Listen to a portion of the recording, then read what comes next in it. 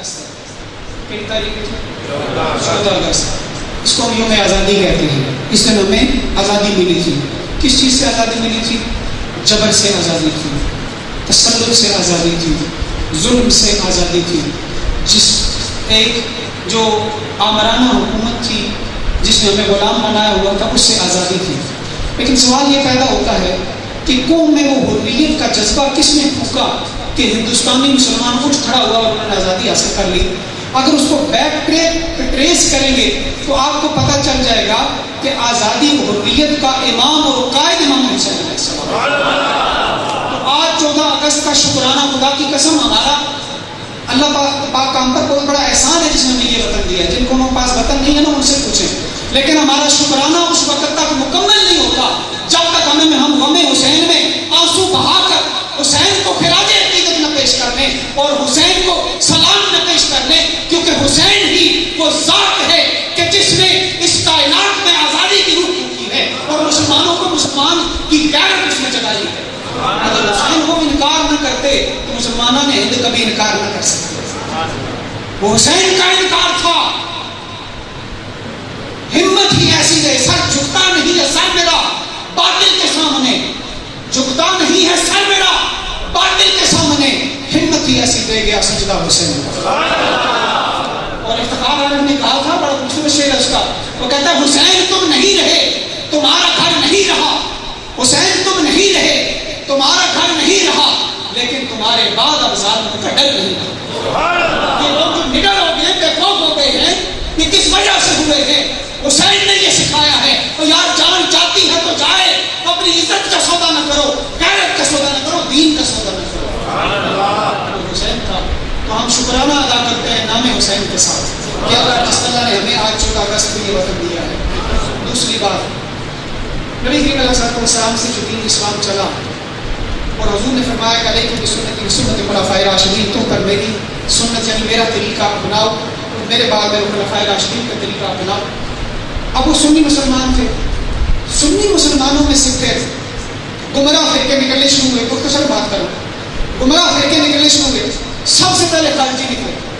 سنیت میں سے جو سب سے پہلے فرقہ نکلا ہے وہ کون سا ہے؟ خارجی ہے.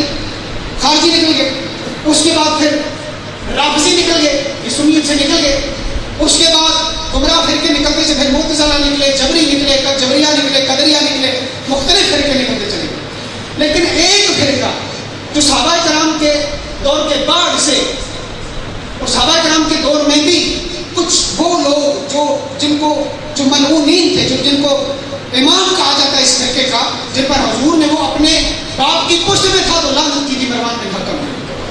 وہ فرقہ ایسا تھا کہ جو شروع سے سنیوں میں موجود رہا, سنیت کے لبادہ اوڑے ہوئے موجود رہا. اور ان کا ناسبی کس کو کہتے ہیں؟ ناسبی کہتے ہیں اہل بیت کو تکلیف دینے والے. اور تکلیف کو کیوں دیتا ہے؟ جب اہل بیت کا بغض دل میں, جب اہل بیت کا بغض دل میں, جب بغض دل میں ہوتا ہے تو اہل بیت کو تکلیف دیتے ہیں. اور وہ دن وہ وقت گزرا اہل بیت پر کہ جب ممبروں پر آپ کو گالیاں دی گئی اور بعد میں پھر طرح طرح کے وہ رنگ و روپ بدلتے چلے گئے. لیکن فی زمانہ ان کی بہت ساری پہچانیں, اس وقت ان کی سب سے بڑی پہچان جو ہے جس کو ہم احمد بن حنبل نے صاحبزادے سے فرمایا تھا, اور بعد میں حضرت دار گورا نے یہ بات لکھی کہ بیٹے نے ان سے پوچھا مولا علی کے متعلق, عبداللہ نے, احمد بن حنبل کے بیٹے نے کہ تو حضرت مولا علی نے مشکل پوچھا کے متعلق پوچھا تو آپ نے فرمایا بیٹے علی کے دشمن بہت تھے, علی کے دشمن بہت تھے اور بہت ہیں. جب وہ مولا میں کوئی عیب نہ تلاش کر سکے تو انہوں نے مولا کے مخالفین کو بڑھا چڑھا کر پیش کرنا شروع کر دیا, ان کی تعریفیں کرنی شروع کر دی, ان کے جشن منانے شروع کر دیے. یعنی مولا کو جب عیب نہ ڈھونڈ سکے ان کے دشمنوں کو بڑھانا چڑھانا شروع کر دیا.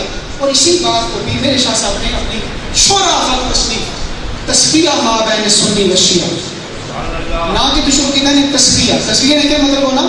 ریکنسیلیشن, صلح صفائی.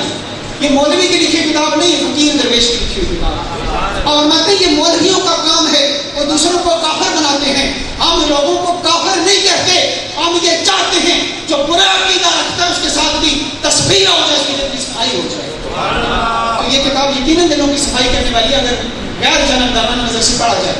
تو آپ اس کی وجہ تعلیم میں جملہ لکھا، آپ نے فرمایا فی زمانہ سنی ہونے کی نشانی یہی رہ گئی ہے کہ انسان بنو امیہ سے محبت کرے اور اہل بیت سے بغض کرے.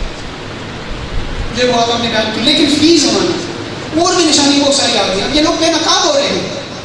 یہ وہی ٹولہ ہے جس کو ہم ناصبی کہتے ہیں.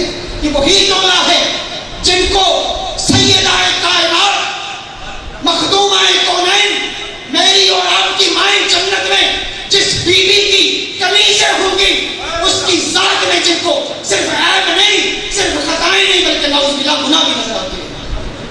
یہ وہی ٹولہ ہے جو آج سنیت کا لبادہ اوڑھے ہوئے بیٹھا ہے. وہ بیوی پاک بیوی جس کا نام لے کے حوریں طہارت کرتی ہیں، حوریں پاک ہوتی ہیں. جی آپ سبحان اللہ. سیدہ وہ نام ہے جس کا نام لے کر حوریں بھی پاک ہوتی ہیں، اس ذات میں جن کو عیب نظر آتے ہیں. اور یہ وہی ٹولہ ہے کہ جو جن کو سیدہ کی نعوذ باللہ خطائیں نظر آتی ہیں، یزید کی خطا نہیں نظر آتی.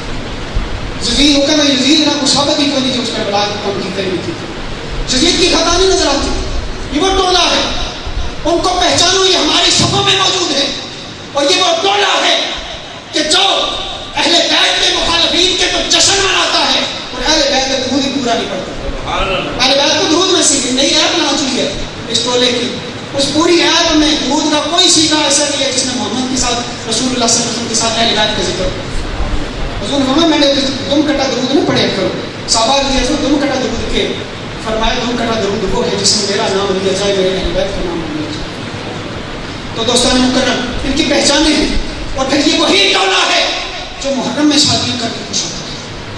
یہ وہ ٹولہ ہے اور جو غم حسین کا مذاق اڑاتا ہے اور جس کو امام علی مقام شہید ہوتے وقت امام علی مقام کا وضو چیک کرتا ہے کہ تم کہتے وہ سجدے میں شہید ہوا، پتہ نہیں ان کا وضو بھی تھا یا نہیں تھا. یہ ایسی ایسی باتیں سننے میں ملتی ہیں. لیکن دوستان مکرم جب تک حنیف قریشی جیسے حلالی پتر مائیں پیدا کرتی رہیں گی، خدا کی قسم ذکر اہل بیت نہ مٹ سکتا ہے نہ مٹے گا، بڑھتا ہی چلا جائے گا. ورفعنا لک ذکرک.